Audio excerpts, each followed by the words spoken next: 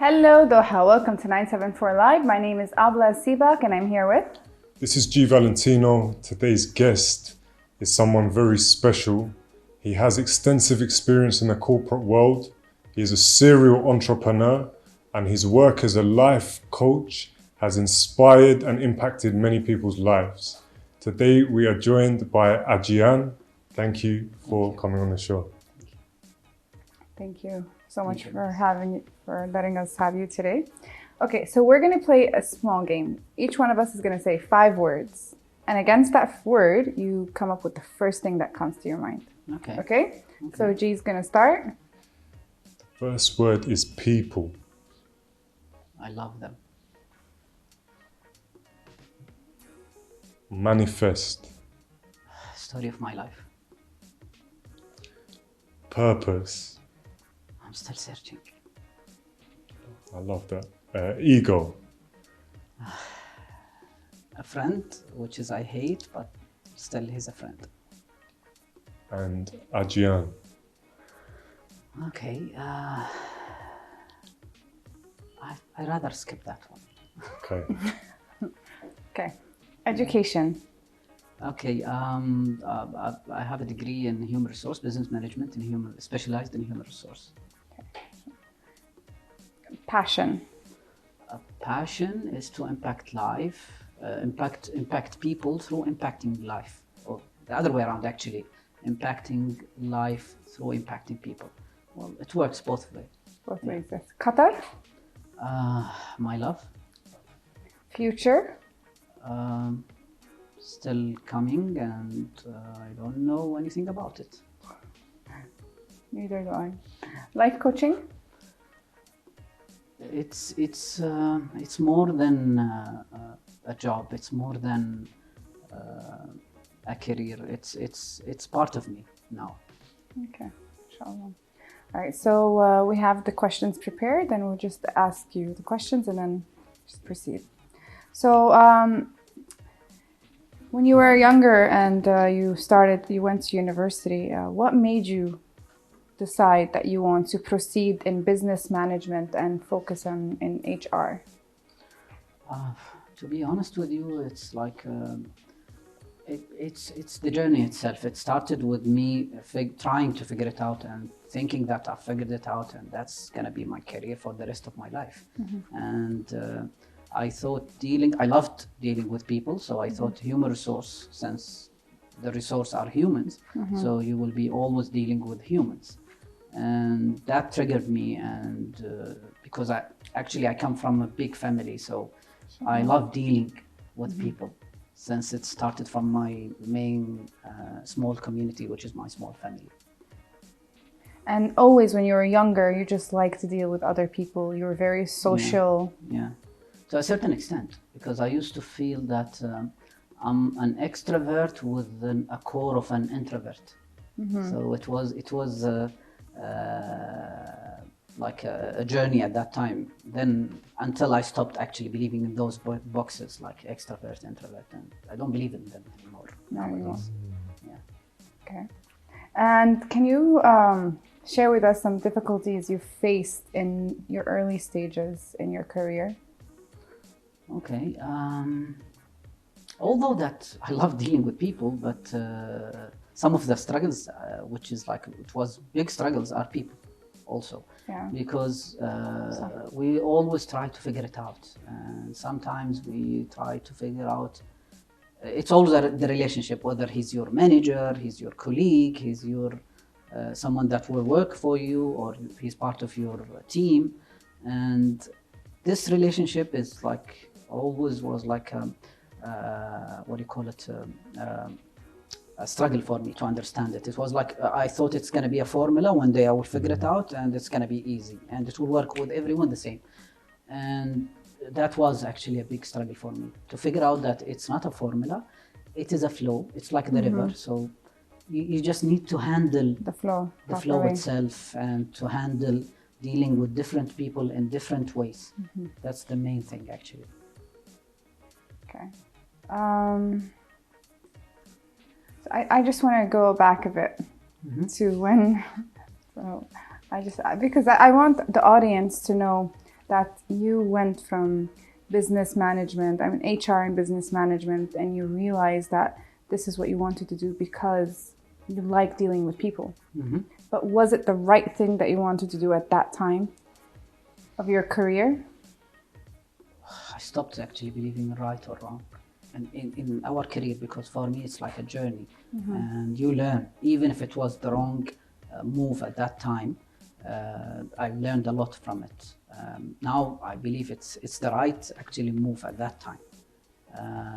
It was some of the struggles that I had actually faced with human resource and business management is like evaluating people, especially when it comes to human resource. You know, in each organization, the human resource will be usually the people who carry the bad news.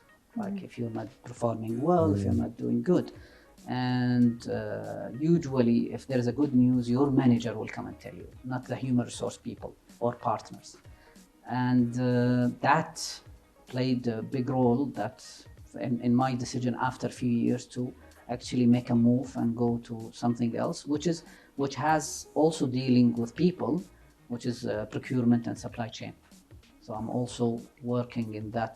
I worked in that level actually, in that sector also for a while. Okay. So there was a lot of movement in your career. What were your advantages and disadvantages of your career at that time, as you were moving from one career to another? I think learning, my learning was really high, and because whenever I feel that, okay, after a few years, I feel that, okay, I'm not learning something new, I'm not really having a strong impact in the place that I am in, I would make the decision to move. Sometimes it's my decision, sometimes it's a decision of like a headhunter who would call me and say, yeah, we have this position for you. And this is actually, learning is the main advantage. Networking, knowing new people, for sure, that's there. The disadvantage is the perception and the understanding of the community, whether the work community or the public community, the way they look at it, because they need to frame this in a frame, like they say, like, okay, you need to stay with an organization for like a few years, 5 years, 4 years, 6 years. Now that's changing because of how we are living in this world, and you know that there is multi-millions companies that's been there for a few years, not that much. So they built it and they are already there. After like 5-6 years, they're booming and they're doing big impact worldwide. So the culture is changing. Now still the perception of the people are changing, but it's slow a little bit. They still think that, okay, if you work for 8 years, that's good. If you work for 4 years, you don't have the experience. Yeah, yes. Yeah. But it's changing like worldwide, the perception of the people. So that's, to answer your question, that's the disadvantage I'm still facing. I think we all face that, I guess, at any time of our career, we always face that disadvantage. You're right. So I think this ties in a little bit to impression, because it's what, like you said, perception and impression, they go hand in hand. So what the impression is of someone who has moved a lot on their CV or in their career. And we wanted to talk, or Abla was fixated in talking more about impression. So Abla, what did you want to ask about impressions? Okay, so this has nothing to do with the questions that we have prepared. So this has to do with the conversation that we had before the show started. Is that you understand people quickly. So you understand, or you take that impression when you first see the person. So were you always right about the first impression? And is it important, the first impression? And do people trust their gut feeling when they first meet a person? Oh, okay, that's a few questions in one question. I know. But anyway, I'm just gonna try to answer whatever I can answer. So you cannot stop having a first impression. For sure, you're gonna have a first impression about the person. How does he look or she looks, and you know, the way they talk, how deep are they? Those things will come in the first impression. But at the same time, you need to have some kind of an understanding that this first impression might be wrong, because there is a saying, and we're actually, all of us are attached to a lot of saying quotes, like the book speaks about what do you call it, the title of the book is Don't judge a always- cover, but a book by its cover. Yeah, so when you think about that, it's actually much deeper. So I will give you a good example for that. You see the butterfly. What do you like about the butterfly? It's colors. Colors. It looks beautiful, right? Yeah. But I don't think you believe it's there because it looks beautiful. What do right? you like about a butterfly? No, I like the The colors, colors too. Okay. Yeah, but do you think that it's been there because it's beautiful and we need, and the whole reason of existence for that butterfly is to be colorful and looks beautiful in our eyes? No. Okay, yes, you are right. So in front of us, we looking at the butterfly, we look that part of it. It's beautiful. Ah. But actually the reason for the butterfly to look beautiful is that it has a shape of an eye, two eyes. Usually most of butterflies have a shape of some sort of an eye. So for a bird who's usually eating butterfly, when they look at the butterfly, they will think that there is a bigger creature there with an eyes looking at them. So it's a survival mode for the butterfly. So I did they not can know survive. that. Yeah. I was always wondering why their wings look like eyes. Now I know. So the question is, does the bird, so the bird have two options, either to go with the first impression that this is another animal which is much bigger than him, and if he go near it, it will eat it, or he go with his own Gut feeling. survival mode of that I want to eat that, and he eat it. And that's how life plays. So does he end up eating it or not? I mean, does the bird usually eat the butterfly then? It depends. If you find the butterfly, the bird dying, so it means that he doesn't go, he goes with the first impression. Do you believe your first impression about people? Let's say 50-50. The connection I made with the story was maybe people kind of emulate what's happening in nature, where they put on a first impression True. to maybe make someone else think Yeah. something that's not true. True. So that's why your answer of maybe 50-50, we had the conversation like last week where we were like, You cheated on me, G. Valentino. Now I don't know what you guys discussed. I want to ask so many questions and you're probably like, oh my gosh, she's going to ask this again. no, it was good. It's good that you brought it back up. And what I think me and Ajayan, the point where we got to was I had an indication of who he might be, but I wasn't 100% convinced, and it was the same the other way around. Like you guys met in the mall and... No, like we had followed each other on Instagram. We had a lot of mutual friends and stuff. We interacted as well, but very lightly. And then we finally got time to sit down together. So we did. And then we were like, well, what did you think who did you think I was, or who, vice versa? And we were like, this is what we initially thought through gut feeling or perception. But we both believed that we couldn't say 100% this is who the person was. So our reaction to that was go and seek more information before we make that judgment. So that's what we concluded. More information. Because usually how it goes, in everything nowadays, it's like you should have more data, and then it goes to be an information, and based on that information you can make a decision. Exactly. Yeah, let's say, I remember we talked actually about an example like the malls.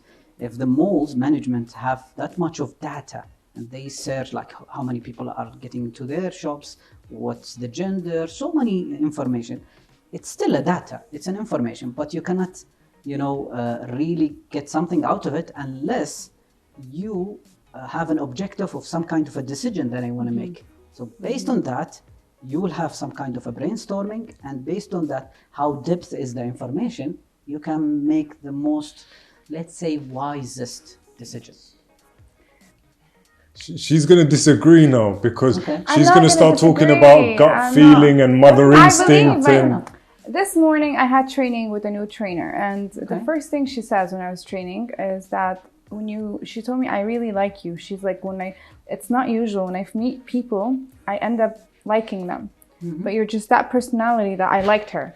And this happens a lot. And I meet a lot of people that, we click right away. I don't know if you consider it's chemistry or it's the energy or حضرتك, when you walked in the office, you said so much stuff about my life that I'm just in shock right now. I'm like, what is going on? Okay, I'm gonna tell you a secret. How did you come up with all of that? It's and usually I don't say that, but it's good to share also. When you treat people as a separate entity than you, yeah, that's a struggle. But when I deal with people as that's another me, you are another me, you are another me, and like we will have almost the same fear, we will have almost the same passion, maybe different in a way or another, but like we crave almost the same things because as much as we are different humans, we're still the same humans. Mm-hmm. So if you think about that, well, you might click with a lot of people, but after some time you say, okay, yeah. And it's also in a way related to the depth. And the depth, you cannot discover it from the first impression. Mm-hmm. You need to have that dialogue, the information, as we said about the mold. So you need more information. Mm-hmm. That's why I liked your answer about like getting more and more information about the person. And it depends what kind of relationship you want to build. Yeah, because that's true. Because the objective, you need to understand the objective because I'm meeting a certain person for a certain objective. So do I need to dig that much? Yeah. Or that deep? Don't waste your Maybe time. not. Yeah. Yeah, it might be wasting his time or your time, but at the same time, what's the objective? Yeah. Mhm. But still, how did you know all this stuff about me? Like, how can you read a person? Like, how did you do it? Well, actually, he told me a lot about you. Oh my God. I'm I sitting sent here. your bio before. I'm like, there's a psychic ball sitting in here. I'm like, wow, what's happening next? What's gonna happen when I go? She's gonna be like. The problem is that we're enjoying it, actually. I don't know. Like, he just walked in and this, and I'm like, I didn't say anything. No. I mean, obviously he wouldn't say what you. No, seriously, I didn't say anything. I didn't say anything. Wallah. I can't. I don't know if I could believe I your. said wallah. Seriously, I والله, didn't. okay. No. So how حضرتك يعني you said so much because of my name. You said so much because of my. Can I say horoscope? Can I say horoscope? Or don't say horoscope. It depends. Okay, Do you guys. believe in Can, it or you don't believe I in do it? believe in That's- horoscopes. So you say it. Yeah. Okay. So you said a lot about my personality just by knowing my name, and also about my horoscope. You said so many little comments that exactly fit my life exactly. Okay. And that I'm facing issues about like the past few months, and you just like right away, like in 5 minutes, tick, tick, tick, tick, tick, and I'm like, what? But what does that tell you about Ajayan though? That's why I can't ask anything. I'm in another world right now. Okay, I'm like, does it say on my forehead? She's gonna be ringing you up all the time. Like, this happened to me. What does it mean? She better pay me money for that. Exactly. Exactly. So this is part of life coaching. Is this what you? That's an Is that the interesting passion that you point. have for life coaching? Yes and no. Life coaching for me, it started actually, to be honest with you, even when I had my exams and I was like, my senior coach she was telling me, you're not applying the mechanism that we want you to apply. And she kept saying it for like, it went for like 8 months, the training. And she kept pushing me in the mentoring. We have mentoring session. So she would mentor the coaching, the one-to-one that I do. And whenever she's talking to me and like she's pushing me in that part that, okay, you have a charisma, you have your own way of understanding people, but you need to apply our own mechanism. And at the beginning, I didn't like that. But when I reflected and I stood out of the whole thing and like I was thinking deep and like, yeah, it makes sense because for her, coaching is another way of living. It's like you want to make money out of it. Yeah. So the mechanism is like you need to have a packages of like 10 sessions and those are the rates for them and blah, blah, blah, blah. And you cannot give advices in the session. You need to, there is a certain mechanism in coaching that all coaches do. For me, that doesn't really, it's not my passion, to be honest with you. If I can inspire you after 2 sessions or on 1 session, I'm fine with that. Because for me, the whole objective, and that's why I'm talking always about the objective of the whole interaction. For me, the objective is to have an impact.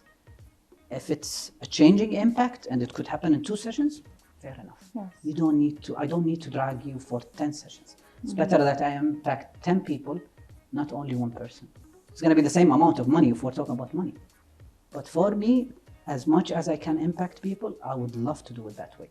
That's why I'm whenever I have like a session with her every 6 months and how it's developing and everything, she's not happy about that part. Now, am I gonna be something else, not a life coach, after a few months or years? I don't know, maybe, because that mechanism might not work for me anymore.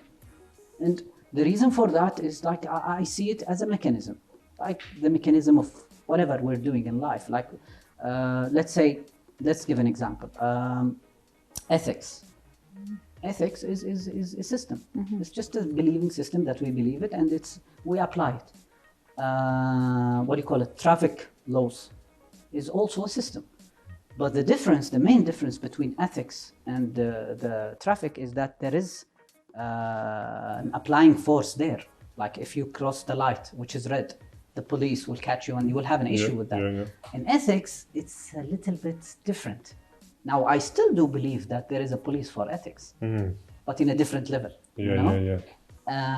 Same thing goes with, let's say, I want to give you another example of in life, not in like, let's say language. Language is something that we agree on. And all of us, we agree on it. But with the evolved languages, we have some kind of a standard rules. Like, okay, if you want to speak English, you need to pronounce the words this way. So, okay, let's go back. So at the beginning of the languages, it was just a matter of a human being with a human being, and they just want to convey some message. So if I don't pronounce the right word and the message is still being received, so why you consider this as a problem? Now, you might look at it as a philosophy way of thinking, but for me, it's like basics. It's just a system, and I'm applying the system. Now, I'm not applying it to the core to be an A plus person or whatever, and let's say in language. No, for me, language is a method. It's a method. So if you understand me, you understand me. Whether I speak in English, whether I speak in Arabic, whether I use both of them, whether my English is good or bad, simply I look at it as I look at the objective of the whole dialogue. Just to understand one another. She makes a lot of sense. Yeah. Okay, so we talked a little bit, Ajayan, about the life coaching and stuff. And in like your CV, you had extensive experience like corporate environment, business environment. Like, did you just one day wake up and think, I need to be a life coach? Like, I understand you had like initial kind of like you got exposed to that kind of element while you were dealing like friends and family. But when was it where you thought like, now is the time to really push this forward? Or what was the motivation behind it to take it more seriously? Let's go back a little bit, because I believe I've been in this kind of, if you want to box it as a career, a life coach or consulting or whatever it is, the name. I'm not a big fan of the name itself. When I was much younger, because I have a big family. I have actually I have 5 brothers and 6 sisters. Mashallah. And I'm the elder one. I'm always like, we have an open dialogue and always have this kind of like, they will get back to me to consult me, to ask me about things. And for me, the joy of helping, whether being right or wrong, that's another question, but like of helping and having an impact, going back to having an impact on people, it started from that time when I was like in my 20s, or even less than that actually, or earlier than that. Now, to take a decision and like going really to the hardcore coaching, which is like to go to get the certificate and those things. That happened when I noticed that whenever I'm in my office, it started when I started being a head and I have a team. I would spend a pretty good time in coaching people, especially my team. And I used to work with an organization, and when their HR approached me and they said, okay, we need you to help some few people within the organization to coach them and to help them.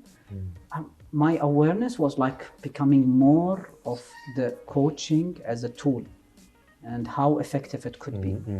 And then I sort of made a decision that, okay, you know what, I should go more into studying it and understanding it more. But it's like everything else. Like when they say, I don't remember his name, someone said that you cannot say that you loved someone on a certain day or time. It's just like a gradual thing that happened. You know, you can remember the first time you told him or her, I love you, for sure, but it's like love doesn't happen like, you know, it doesn't happen like that, you know. No. It takes time. So for me, if I'm gonna say that I'm in love with coaching, it didn't happen just like that. It took some time. So I can. The first time coaching told me I love you is when I went to get the certificate. That's what I remember. But it was there. The journey had started the whole long journey. before. Yes. But is there any like people you don't want to coach? Like I know like in like a context of like work environment, you might be like people might be suggested to you, can you coach them? But when you have the choice, like if we go back to impressions, like is there anyone you stay away from because you feel like they're not in a position to take on board what you have to offer? Like how do you decide? Yeah, at the beginning, yes. I had this kind of like, okay, this person is stubborn, you know, after a few interaction, I would say, you know what, my impact wouldn't be that much. Or the impact of coach, it's not my impact. I'm just a facilitator who would open doors. So that's how it starts, that that's the mechanism, if you're asking me what the mechanism of choosing people. But after time and after dealing with much bigger number, I discovered that actually it's a trigger. It's like a motivation for me, you know, this person, you know, I can get through him or her. I can do something good. The more you know? struggle people. Yeah. And it becomes for me, some part of it is a joy actually, you know, okay, are you not good enough? I will always ask myself, because I don't look at the people as that they're not, I started not looking at them, they're not ready. I said, no, maybe you're not good enough. Maybe you're not giving them the frame that they want to look at it and understand it. Because at the end, I know I'm a big believer of unboxing things. But at the same time, there is people who would love that you box things to them just to start the dialogue. So I started boxing it. Okay, if you want it this way, that's the way it is. Now, hopefully within the journey, things will change. Yeah. What's Abla? The thing came off her mic. Okay. It just rolled off. Okay. Power. Okay. Wait, I No. I have questions. I'm not letting him go. Please, just trust me on this one. I think what I want to mention here, it's not really a question, but you know when you talk to people, why do you do this? What's your motivation behind it? And a common line is, well, it's my passion. I'm not in it for the money. But I just feel like from a lot of the answers that you're saying and the way you approach the different scenarios, it just tells really much that it's really about helping the people and having that impact. So I think that's a very strong thing that's coming out of the things that you say. Because otherwise it must be difficult, like difficult scenarios, just that energy exchange constantly is draining. Like you have to deal with, maybe you have family, you have commitments at work, you have friends, like all these people want a piece of your time. And then you have to listen to people's life story and then find ways to facilitate the development. So if it was just for the money, it probably doesn't work. Too much. It doesn't work. Okay. Sympathy and empathy, those two things are the story of my life also. And I believe it's a key for the opening the doors for the relationship itself. I think if it's that really genuine and you show that genuinity in your way of communicating with the people you're coaching or you want to coach, they will get it one way or another. and we will end up actually coaching is like as I said, it's a tool. So it's all about the objective of this. If my objective is that clear, is to impact people, to change, and also that's my joy, that's perfect. You know, it's there is a saying, I don't remember who said it and how it was phrased, but what I remember, if you want to quit working, you should actually enjoy what you're doing, or doing something that you enjoy. So if I'm really enjoying it, you know what, it becomes, even the hard things that you think it's really hard, it becomes a joy for me. You know, I believe I'm a seeker. So if I'm a seeker and I'm just trying to share something, whether it's a wisdom, whether it's a knowledge, regardless of what kind of frame of box that you're gonna put it in, and you're achieving that. Sometimes it's easy, sometimes it's hard, and you're getting joy both ways. So if it's easy, you're achieving it faster. If it's hard, you're achieving it in a hard way, and you enjoy that hardness. You earned it. So You can't lose. yeah, you cannot lose. That's the whole idea. So recently, everybody's starting to call themselves life coaches. Everyone over social media, life coach, life coach, life coach. So it's becoming very degrading for the people who actually, who educated themselves, who have passion for it, who live for it. And like G said, they don't do it for the money. They do it actually because they like to do it. And they have the power to get it done in coaching other people. So in your terms, how can we know who is a real life coach, or how can we proceed to find out the right life coach for us? Of course, I personally need a life coach, but there's so many people around us with life coaches. Okay. And I can't trust someone else with my life, to coach my life. It's like the butterfly example. You would look at it and it's beautiful. Now, in order to understand, for the bird to understand, is it really another creature who's going to eat it, or it's really a good dinner for the bird? You said it, actually, you need more information.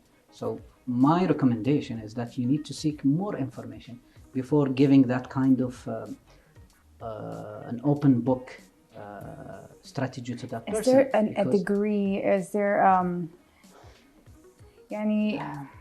and this is probably why earlier you said I don't like the term life coaching. You're like, I maybe it's consulting. Yes, because I understand what you're saying, and I believe it's right, because now everybody's so used to calling themselves life coaches. And if you can just tell me, what is life coaching? Life coaching is just a mechanism, like any other mechanism, to make change. That's as short as I can make it. Now, the main, if you want it to be some kind of a criteria for someone who would look for a coach, the main criteria, he would look for someone who would have an impact, a real impact, a deep dialogues with that person. Because the coach, like let's say training, if you're comparing a trainer and a coach, the trainer will have that much of knowledge. He will have maybe an extreme knowledge, and he will transfer that knowledge to you. And the percentage of the impact on you might be that big in the knowledge side. Let's say you're getting trained, let's say for a system, an Oracle system, or I don't know, a Microsoft, to get certified in Microsoft. So you would really know what's Outlook, you would Word, Excel, whatever is it. And that's your KPI. But in the other side, in the coaching part, we're talking about values. And that's actually the depth of it is much, much deeper than some kind of a trainer, or training. So it's all about your values, the one that you've been brought up. We're all being programmed since we've been maybe 1 year or less than that. Some of the research, they're saying while we're still within our mothers. And this programming is having that much of an impact on your life. It makes your perception, it makes actually your first impression. It starts from there, your programming. First impression. So this coaching is just a tool to change all of this. It could be all of this, or it could be part of it. It depends on you, the coachee. and also on the coach himself. So you should look for someone, to answer your question, you should look for someone who would have a dramatic change, on you. And you can try, usually what I do is like the first or 2 sessions are, usually I don't, charge people for it. Because they need to understand, what it is. Because if you don't do that, they will compare you to other people and they will say, you're too expensive or you're whatever it is. And that's not the KPI I want. A life coach, basically, if your patient or your coachee comes to you and just tells you everything about their life and you just guide them, or? That's part of it. Now, it's like any other relationship. It's as you might know, that relationship is like built in 3 main pillars. So it starts with trust. Trust, yes. And after trust, there is communication. And after communication, there is care. So once you reach that care, it's like a KPI. Once you reach that care, you are sure that that person is caring of you, then you can open up and give them that access to your life. Now it depends. What's the objective? Again, we're going back to the objective. Why I'm being coached? You cannot go to a coach and say, yeah, I want you to coach me and you make me better. Fix my life. Fix my life. That's no one can have that role. It's your role. It's your life. Yes. You need to fix it. Now, there is a tool which include the coach and his mechanism or ways or techniques. Yeah. Nice.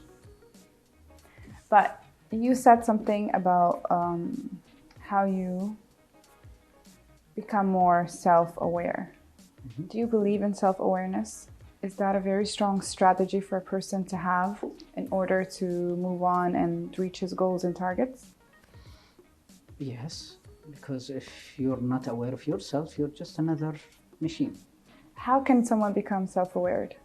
Well, it starts from asking yourself a question. Sure. Like, am I aware? Do I really know myself? Who am I? It sounds really simple. Who am I? But it's really a deep difficult, question. Yes. Yeah. It's not difficult, it's deep. Because when you say difficult, you're actually sending a message that, no, don't go there. Okay, it's a deep question. It's a deep question. Yeah. So if it's a deep question, okay, it's a deep question, so my mind went somewhere else. So what was the question again? Self-awareness. How do you become? How do you become self-aware? More self-aware. Okay. It starts with the question, how am I? For me, there is a technique, which is I try my best with the busy days that we're facing, all of us, to have to take myself on a date. And usually I do it like every now and then. I try my best to have it on the weekend or like on a weekday, like for 2 hours or something like that. Yeah. And it wasn't that easy, to be honest. At the beginning, it wasn't easy. It was like, okay, I would take myself on a date, and suddenly I'm reflecting, I'm thinking, and suddenly I have a call, and then everything went away. Then I went to the whatever distracted me.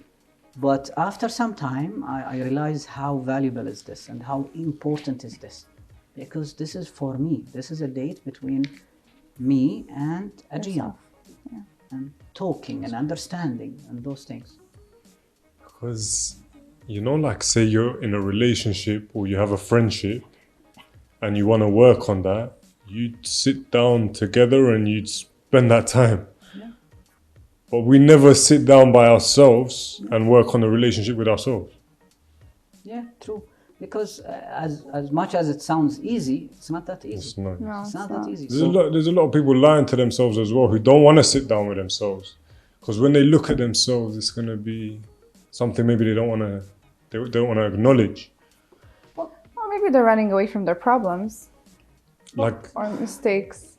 Well, problems and mistakes are not yourself. This is what happens in life. It's not you, actually. You are someone you need to discover, you need to sit with. You need, in order, as you said, in order to build a relationship, if I'm going to be a good friend with you, I need to spend time. I need to understand you. If we're going to be good. If. So I need to spend time. Yeah. I need to invest time. So we need to invest time with ourselves to understand. Now, whether I need a coach or not, that's another question. I might actually figure it out by myself. Yeah. Yeah. Because I can. me is you and you. Okay. So it's just an access. It's just, for me, it's like, it's just you have it's like a call. Like when you want to call someone and you don't know the name of that person, how can you call him? You need to know the name. Yeah. So in order to know the name, you need to know the person. So if you don't know the person, you don't know the name, you don't know anything, and you just want to call, okay, just want to sit myself, or I want to go and have a coaching session with someone. Well, that's going to be shallow, to be honest. Absolutely. Okay, and that's why you would have also coaches who are shallow. Big respect. I don't mean anything, but at the end, it depends. How do you look at it? It's like anything else. Being a news anchor, being I don't know, a journalist, whatever it is, the job itself. You could still do it and get paid, and you're fine, or you could go really, really deep in that and understand it. And maybe one day you'll say, you know what? I don't like that. I'm gonna change. That's why I have so many changes in my job. Because you're self-aware. I'm trying. Does meditation help? I used to hate yoga, but within time, I started to understand the importance of having some space without thinking. And you cannot do that without techniques. And yoga, meditation is a technique, for you to be able to have that space. Because in order, let's say you want to come up with a new idea at work or whatever is it. If your mind is so much full of ideas and you're thinking, you cannot come up with a new idea. You're just going to copy paste something already in your mind. So you need to have that space of emptiness in order to put something in it. But if you don't have it, then you don't have it. You need to work on it. This is so relevant to like my life at the moment. But yeah, G's definitely trying to juggle so many things at once. One of the questions that was here was like how important is it to be able to deal with people in terms of your business or in terms of the workplace? I think the question is quite obvious. Like it is very important. I think everyone agrees with that. What I wanted to explore a little bit is essentially to be a good leader, you need to be a bit of a life coach, then, isn't it? Well, yeah. If you look at it as a technique, yes. You need to be able to get the best out of the people who are around you. I don't believe that though. But how are you supposed? Like how else would you do it? How are you supposed to lead people without coaching them and motivating them, inspiring them along the way? Now, when you say leading, it's like you're comparing like leadership or management or whatever it is. Yeah. For me, it's another box. Yeah. The way I see it is like it's a combination of everything, and it's also related to your own experiments. You need to have too much experiments in life. You have to, because if you don't really try it, how would you know? If you don't drive, let's say, I don't want to mention, I don't know if you have sponsors or that, I don't want to mention car names, but if you're driving a 12-cylinder car, which goes up to 300k in whatever the hour, and you just want to feel that and understand that, you just have to test drive it before buying it. But if you're just gonna say, okay, so-and-so person or so-and-so person have given me good recommendation to buy that car, even if they're the best and you trust their judgment, at the end, it's not your own experience. You didn't really experience it. And they're not you. True. So let's say, I will give you a good example of how one of the businesses, since you talked about businesses. I struggled a lot with it, and it's in the service sector, and it's a rent-a-car business. And I started trying to act like someone else, a cousin to me, and I really love him. So I started doing his own way of handling business. And it didn't work for me. It worked for him, but it didn't work for me, because at the end, I'm a different person. Then I backed up a little bit, and I thought, and I give it like a deep thought, and I said, you know what? Let me do it my own way. It could be very simple. So I started every weekend. I would spend like from 2 to 3 hours on Saturday meeting like sales managers or salespersons in each car dealers. I will just go there to build the relationship, to understand that person. What's their worries? How many children he have? just those talks. I didn't have the intention to just ask him to give me a discount. By doing that, slowly, I get to know almost everyone in the industry. And whenever I need something, I would just pick up the call and, hi, how are you? How's Mustafa, your son? Is he in school? Blah, blah, blah, blah. And we talked about it, and I'm genuine. It's not, I'm just talking about it because I just want to have it as a cliche. No, I have a genuine interest. And after that, like you talking to your brother, can I borrow your car? Okay, you still have a genuine, you love him as a brother, but you want something in this life now. You want to borrow the car to use it. So, which is normal. Slowly, I started understanding that this is much powerful than being the best negotiator and having a negotiation dialogue with those kind of two sides of the table. Yeah. I always go and sit with on the same table. So just let me know what you're struggling with. I will try to help you as much as I can. I have limitation for sure. So let's say for the example I'm giving you, the rent a car, I would go to so-and-so dealership and say, what kind of cars you're struggling with to sell, Yeah. And that person, the salesman, will say, whoa, it would be really a big help for me to achieve my target this month if you buy 2 cars of this, segment. If it works for me, yes, why not? And it worked that way. And until now, although that I have an operation manager who's managing it now for the last 5 years, I still have calls from them. I still visit them. 2 days back, I was with a GM of a dealership here in Doha, just visiting him. I'm not buying cars anymore from him because he's a friend now. So it's having the genuine interest in people. I think the underlying theme here is the power of relationships and people and dealing with people in the right way. Is that when there's issues regarding ego and stuff, does that cause complications? Because I feel like ego restricts you from being able to learn, and there's different problems it causes. How do you view ego, and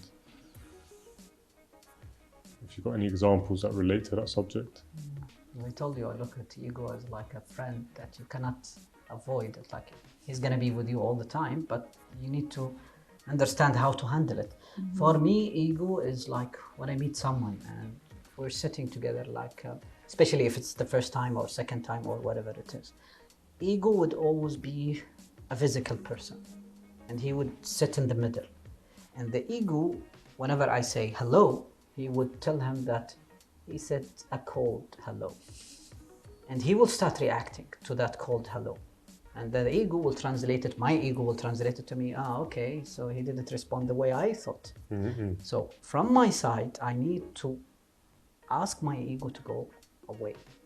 And believe me, it's not that easy, but we need to understand that ego is someone, and it has a presence, and it stands between all of us. And it most of the time, it convey the wrong message. So always look at the words itself. Don't look at the scenario. For sure, I'm not asking you not to look at the body language. For sure, body language is there. The tone, and the tone never lies, but ego lies a lot. So if you handle it that way, thinking about ego as a third person trying to convey messages between both of you, and you just really actively listening to the person and trying to really genuinely trying to understand him, then you can get across. If you don't do that, it will be a big mess. And I do agree with you, it's not that easy, but it's a process. You try. It's like what we said about taking yourself on a date. Slowly. You need time. Is ego the same as pride? No, that's a different thing. Pride is you could sit with someone who have pride with zero ego. And you could sit with someone who have a massive ego with zero pride. Pride is that, if I'm gonna give an example, I'm so proud of my family. I'm so proud of how I've been raised, how open I've been raised. But at the same time, I don't mix it with some kind of I'm much better as an ego. I'm much better than other people because I descend from this pure family or whatever it is. So it's a totally different thing, because if that comes, the way of looking, it's also about your perception. So if you look at it as like, I'm higher, that means it's your ego. If you are, if it comes to, if it comes across you as love, that's pride. So a lot of relationships fail because, let's say a person makes a mistake or cheats or whatever, does something wrong, and then the other party deserves a sorry or an apology or something, but the person who's mistaken wouldn't apologize. Is that considered ego, or his pride or her pride is too high for them to acknowledge that they did do something wrong? Well, it depends, because it depends on the case itself. It could be fear.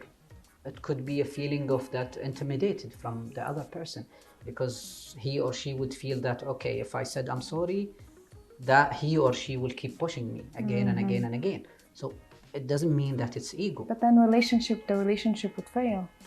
That's why I'm saying all the relationship is built on trust, Communication and care. So if there is trust, fine. Then there is missing communication. You know, if there is communication, then there is a missing care. If there's no care, that means there's no love. Yeah, and if there is no trust, there is no love. It's another thing. It could be attachment. It could be something else. We're so much attached to things. We're so much attached to people. We're so much attached to so many things in this life. It doesn't mean we love it. Attachment. Yeah. Okay, that's it for me. Thank you so much You're for welcome. coming today on our show. Really, it was very fruitful, and you shared with us so much information that I lacked personally, and I learned a lot from our session today. Our interview today, our session. And that was just automatically she So said you that, guys right? gonna pay me, right? Because of the session. Right? You got me quiet half of the show. I'm just like thinking about my life and everything. But anyways, thank you so much for coming today on our show. It was a blessing having you. Thank you so much. Thank you. I knew, I was explaining to Abla before that we met very recently, and you had to come and share like your insight and the way you view things for our audience, because it's a very different take on maybe some of the other guests, but it's really deep, and there's a lot of lessons that can be taken away. So Absolutely. Thank you so much. thank you for coming. Thank you, guys. That's it, guys.